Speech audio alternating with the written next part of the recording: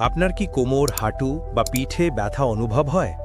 যথেষ্ট ঘুম হলেও শরীরে শক্তি থাকে না? দিন দিন হাড় দুর্বল হয়ে যাচ্ছে? নিয়মিত মাথা থেকে চুল পড়ছে? সবসময় মুড খারাপ বা হতাশা অনুভব হয়? ভারী কিছু তুলতে বা হাঁটতে কষ্ট হয়? তাহলে সতর্ক হন, হতে পারে আপনার শরীরে ভিটামিন ডি এর ঘাটতি আছে।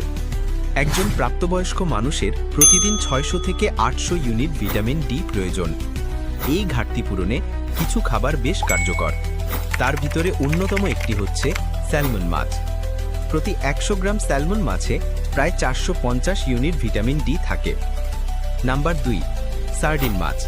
প্রতি 100 গ্রামে 270 ইউনিট। নাম্বার 3, টুনা মাছ। প্রতি 100 গ্রামে প্রায় 230 ইউনিট।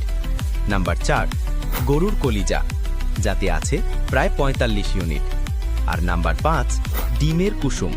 একটি ডিমে